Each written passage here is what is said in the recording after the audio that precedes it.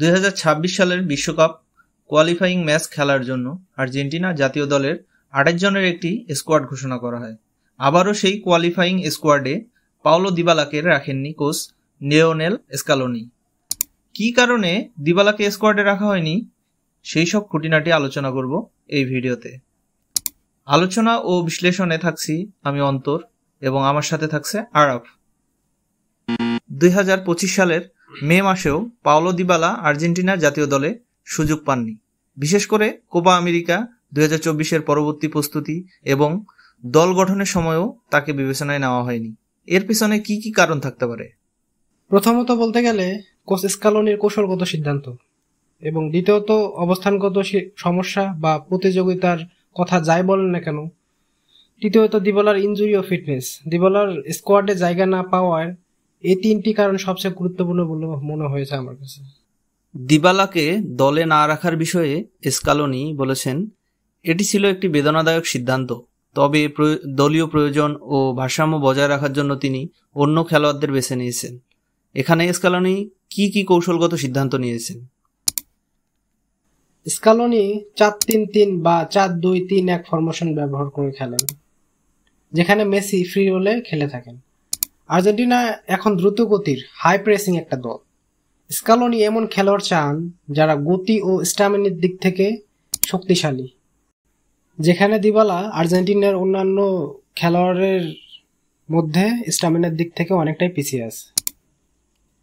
Dybala সাধারণত club বা জাতীয় দলে ফ্রি রোল বা ফলস টেনে খেলে থাকেন, যা মেসির প্রিয় পজিশন। এখানে অবস্থানগত প্রতিযোগিতা বা স্কালোনির কৌশলটা কি?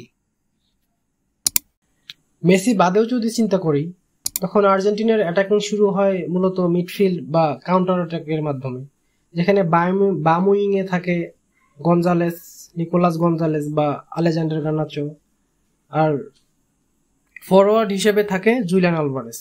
এখন তার ব্যাকআপ হিসেবে আসছে নিকো পাস, যা দারুণ পারফর্ম করতেছে ক্লাব ও জাতীয় দলে। আবার ডান উইংয়ে থাকে লাউতারো মার্টিনেজ, এখন আসছে গুলিয়ানো সিমোনে, যাদের পারফরমেন্স অনেক উঁচু লেভেলের, যেখানে দিবালা এখনো পর্যন্ত পৌঁছাইতে পারেনি বা এখনো পিছিয়ে আছে জাতীয় দলে চান্স পাওয়ার ক্ষেত্রে।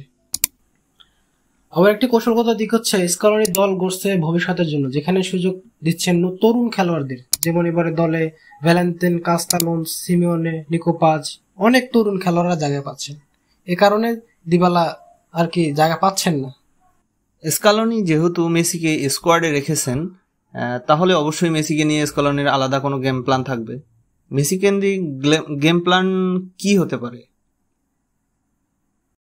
জাতীয় দলে বা ক্লাবে মেসিকে মূলত ফ্রি রোল দেওয়া হয়।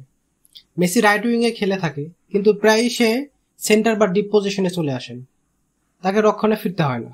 মূলত তার কাজটা হচ্ছে সৃষ্টিশীলতা, ডিফেন্স কাটানো, গোল বানানো, গোল করা।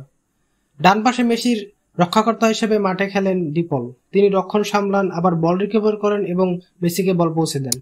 মাঝমাঠে পরিশ্রমী খেলোয়াড় যেরকম এনজো ফার্নান্দেজ, ম্যাকঅ্যালিস্টার, পারেদেস বা থিয়াগো আলমাদা যাই ধরেন না কেন, তারা মাঝমাঠে প্রচুর দৌড়ায়, বল পুনরুদ্ধার করে এবং মেসি যাতে দায়মুক্তি খেলাটা খেলতে পারেন সেই দিক খেয়াল রেখে তারা ম্যাচটাকে সামলান।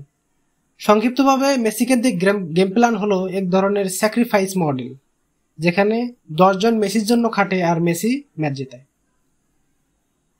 অনেকেই পাওলো দিবালার ইনজুরি ও ধারাবাহিকতাকে জাতীয় দলে জায়গা হারানোর অন্যতম কারণ হিসেবে দেখছেন।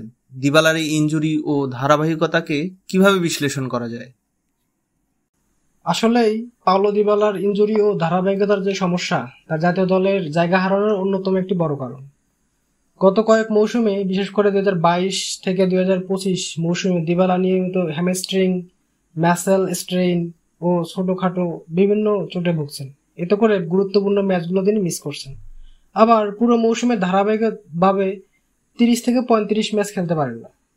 প্রতি মৌসুমে গড়ে 15 থেকে 20টি ম্যাচ মিস করে বলে। স্কালোনি এমন খেলোয়াড় চান যারা পুরো টুর্নামেন্টে ফিট ও ধারাবাহিকভাবে খেলতে পারেন। দিবালার ইনজুরি তাকে রেকর্ড রিস্কি অপশন বানিয়ে ফেলে।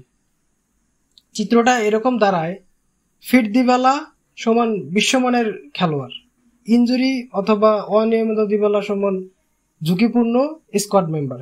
এ কারণে দিবালার ক্লাস থাকা সত্ত্বেও স্কালোনি এবং আর্জেন্টিনা টিম ম্যানেজমেন্ট তাকে মূল পরিকল্পনায় রাখেন না। আগামীতে দিবালার কি আর্জেন্টিনা দলের হয়ে খেলার সুযোগ তৈরি হওয়ার কোনো সম্ভাবনা আছে?